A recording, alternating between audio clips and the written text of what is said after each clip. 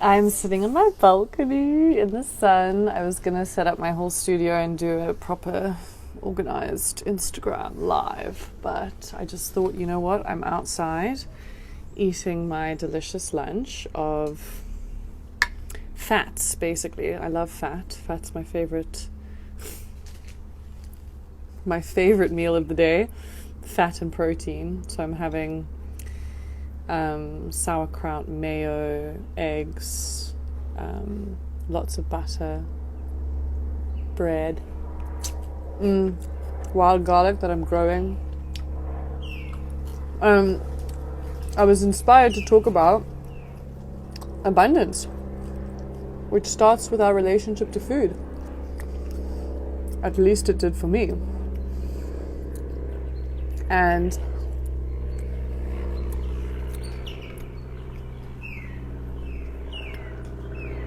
it's incredible to me how long it has taken to uncode scarcity from my body and the everyday meeting of fear that comes through me. And fear is the opposite of love, and love is abundant. And yeah, I just wanted to first touch on this idea of starving and limitation. So I created limitation in my life when I started developing an eating disorder and denying myself of nourishment, of food, of growth, of growing physically, of taking up space, wanting to be very skinny, wanting to be smaller. I was already so tall, so it was such a presence already. And then by being thinner, I just felt like, oh, maybe I'll just be a little bit more smaller and take up less space. And that journey, I think, for so many of us, women and men, particularly women though, because from a young age, women are already made to think that they must eat less. And there's this whole starving woman archetype that is so big, and it's a whole topic. But what I really wanted to talk to today is about breaking out of fear and breaking out of the individual competitive lack mindset. And this was started by a conversation that I had online with a sister from Germany. So I'm starting Wild Nettle. I'm starting this business. I'm actually birthing this baby that's been sitting on my, conscience for so many years. But it requires me to step into capitalism, to step into true business, get the proper bank accounts, do it by the book. And when you step into that, all of what comes with the structures that we live by hit you, And she commented on a story that I did in my Wild Nettle Instagram, and she said, oh my gosh, I've also been wanting to start an infusions business and sell infusions. And I had like a similar name and similar idea, and I'm so upset that I didn't go forth with it. And it was so beautiful because I felt immediately in my body like, oh fuck, is she gonna copy me now? Should I not be posting about my process of creating the business? All of these fears, these conversations I've had with business coaches even, and leaders, where they, not all of them, but some, keep your brand identity, don't let too many people find out, they may steal your idea. It all comes from this very limiting place, this very fear-based place. And I am working and committed to breaking this shit out, pulling it, wringing it out of my body. I don't want to live where I have to feel like I'm watching my back. I trust that every woman, man who wants to start infusions can start making infusions. What is more important is that we create businesses that are sustainable and that have true value. The weeds are healing.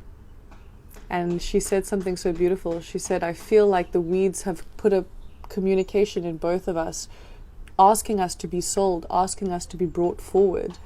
And whilst not everybody lives on a wild farm and can't forage their own weeds, so there's a market to sell them, in beautiful, beautiful products, because we love beautiful things. We can't deny that. And so as much as I've resisted doing this, I've realized it is more important that we support people getting healthy naturally. We're in a crisis of a medical crisis where we're not looking at the true root of our issues, with regards to our fear around viruses, with regards to our autoimmune illnesses.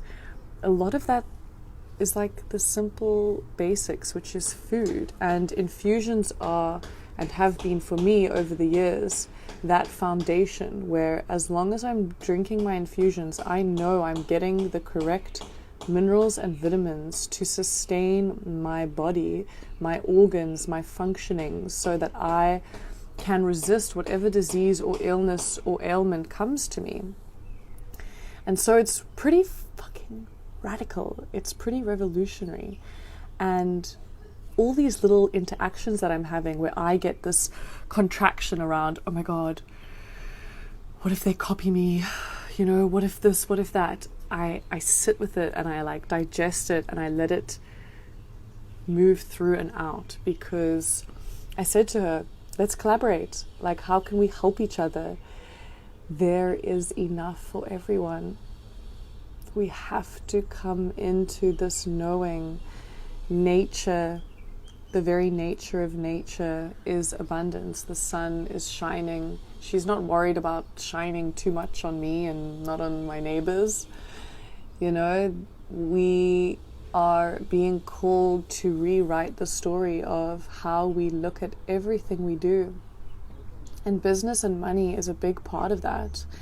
And I'm going to do another money course because I would like to continue sharing that journey of rewiring, reprogramming our belief around money, which is a lot of the time based in our childhood. And I've seen it for myself. The more I energetically, consciously, subconsciously shift those beliefs, money comes, opportunities come, abundance comes, customers come. I reach all my targets. I didn't change the way that I do my Instagram. I didn't get a more professional camera or video or, even the way that I post. I've been told many times it's confusing, it's misjuggled, like nobody understands that I'm actually a business. But yet, I'm abundant. I live in complete trust and things are happening because, and I teach this in my facilitator course, it's not about what you're doing or how you're portraying yourself. It's about the integrity within. It's about how you live your life. It's how your intention with everything you do. Why am I selling these weeds? Why am I doing these courses? If you're focused on just making money, your soul will feel the detriments of that. And we see that with super rich people. I'm far more interested in the ripple effect that this work has. It's my love. It's the love of connection to nature, to people, to plants, to women awakening, to more female leaders in the world.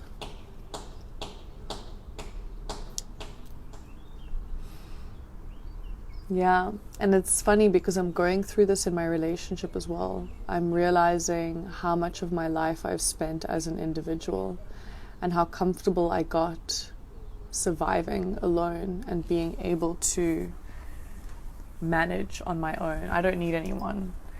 And it's painful. It's painful to admit to myself that I've been terrified of relying on somebody. You know, I'll even like feel myself cry because I think we've been so conditioned to